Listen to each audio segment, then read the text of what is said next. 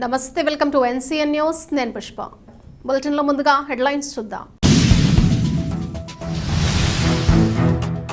కాటకోటేశ్వరం గ్రామ సభలో అధికారులకు మంత్రి స్వీట్ వార్నింగ్.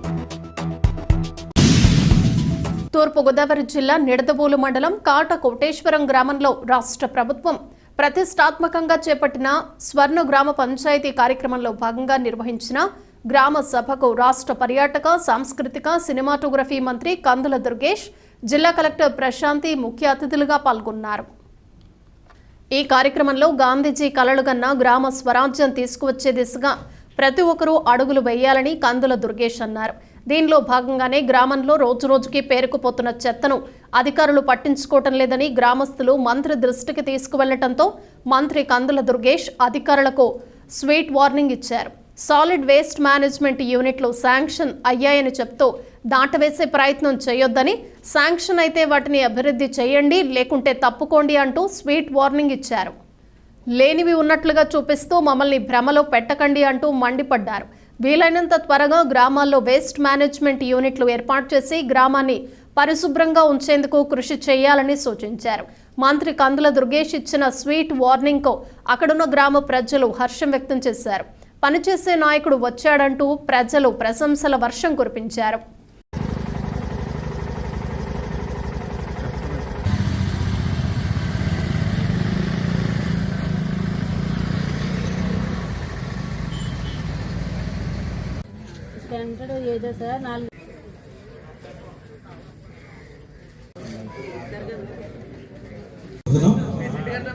మంత్రి గారు కందుల దుర్గేష్ గారికి, బూరిపల్లి శాశ్వత గారికి, వన్న బుజ్జి గారు ఒకే ఇవ్వాల్సిన కోరుతున్నాం. బాలవీర గారిని ఆహ్వానిస్తాం. అలాగే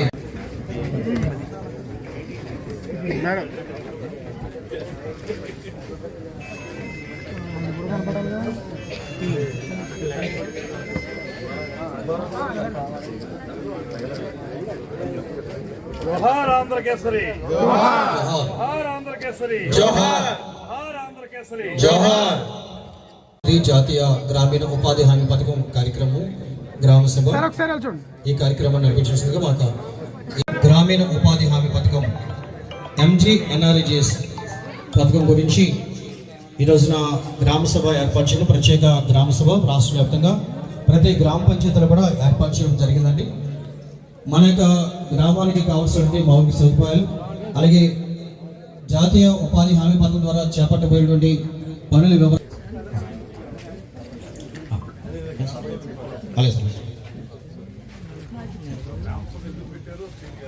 జాతీయ గ్రామీణ ఈ సమయంలో మన గౌరవ కలెక్టర్ మేడం గారికి ఈ గ్రామ సభను ఉద్దేశించి మాట్లాడవలసిందిగా మేడం గారిని నేను బాగా అబ్జర్వ్ చేసింది ఒకటి, డ్రైన్లతో పాటు ఈ డంపింగ్ యార్డ్లు, ఈ చెత్త చెదారం వేసేటువంటి ప్రాంతాలు కూడా ప్రతి గ్రామంలో కూడా ఎక్కడో పడేస్తున్నారు. అదేమో ఆ చుట్టుపక్కల ఉన్న వాళ్ళకి చాలా ఇబ్బంది కలుగుతుంది. దానికి మనం ప్లాస్టిక్ తగ్గించుకోవాలి. తర్వాత దానికి ఒక ఆల్టర్నేటివ్ సైట్స్ ఏమన్నా చూపించాలేమో దూరంగా ఊరికి. అవి కూడా కొంచెం ఈ గ్రామ సభలో నేను అబ్జర్వ్ చేసినంత వరకు ఈ డంపింగ్ యార్డ్లు అనేది పెద్ద సమస్య అయిపోయింది. గ్రామం మధ్యలో ఎక్కడో చోట వేసేస్తున్నారు. ఆ చుట్టుపక్కల రోగాలు రావటం, ఇవన్నీ కూడా వచ్చేటువంటి పెద్ద కంప్లైంట్ ఏంటంటే ఆ చెత్త తీసుకొచ్చి మా మొహాలే పడేస్తున్నారండి, దీనివల్ల రోగాలు వస్తున్నాయి, దోమలు వస్తున్నాయి, మేము జబ్బులు బారిన పడిపోతున్నాం అనేటువంటి చాలా పెద్ద పాయింట్. అవునా కదా చెప్పండి. ఆ పాయింట్ ప్రకారం మీకు సాలిడ్ వేస్ట్ మేనేజ్మెంట్ యూనిట్స్ ఏవో శాంక్షన్ అయినాయి అంటున్నారు, కానీ నిడదవోలు నియోజకవర్గంలో నాకేం కనపడలేదు ఎక్కడ కూడా. మీ ఎక్కడున్నాయి చెప్పండి సార్, ఎక్కడ ఉన్నాయి నిడదవోలు నియోజకవర్గంలో?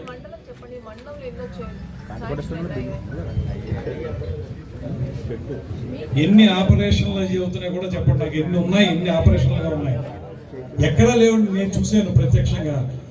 నేను అన్ని గ్రామాల్లో చూసాను. అన్ని గ్రామాల్లో కూడా ఇబ్బంది ఉంది. దయచేసి అధికారులు మీరు కొంచెం నిజంగా ప్రభుత్వం నుంచి మీకు ఆ శాంక్షన్ ఉంటే ఇమీడియట్గా ఇంప్లిమెంట్ చేయండి, లేకపోతే చేయలేము అనుకుంటే తప్పుకోండి. అంతేగాని ఉన్నాయని చెప్పి మమ్మల్ని భ్రమల్లో పెట్టకండి.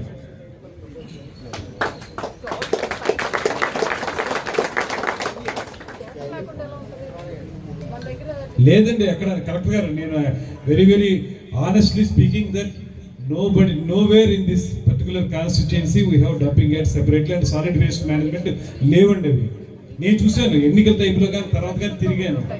లేదండి ఎక్కడ లేవు. I'm very sorry. అంటే వీళ్ళు ఇంప్లిమెంట్ చేయట్లేదేమో.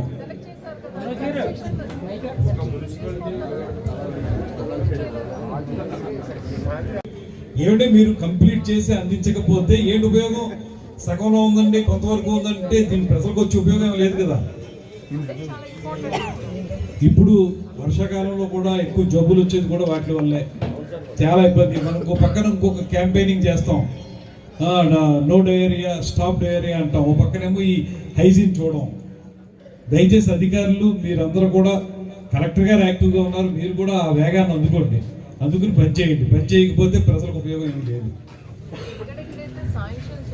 బ్యాటరీ కాలంలోనే పాడైపోయినాయి మీరు అన్నారు. అలా పాడైపోయినప్పుడు గ్రామ పంచాయతీ నుంచి ట్రాక్టర్ వాళ్ళకి ఏమైనా ఇచ్చారా?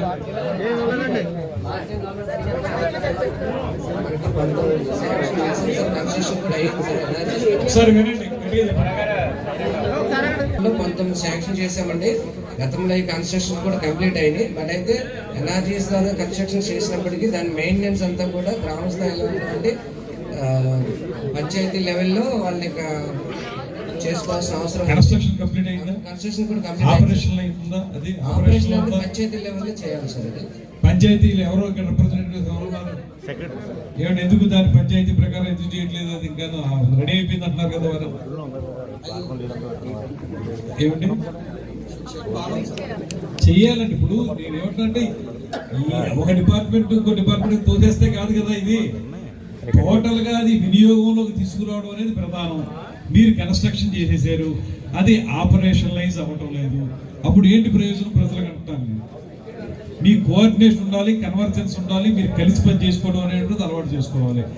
తర్వాత ఇప్పుడు కలెక్టర్ గారు ఎంత చెప్పారు, బ్యాటరీ వెహికల్స్ తోటి తీసుకెళ్తారని. అవి ఒకవేళ పాడైపోయినాయి, అన్ని పాడైపోయినాయి అని చెప్తున్నారు గ్రామస్తులు. పాడైపోయినప్పుడు పంచాయతీ నుంచి ఒక ట్రాక్టర్ ప్రొవైడ్ చేయాలనేటువంటి మాట చెప్పారు. చేశారా పోనీ ట్రాక్టర్?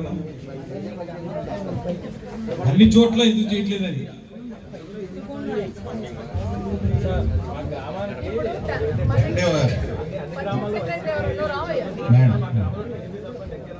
మేడం ప్లీజ్ ఒక్క నిమిషం.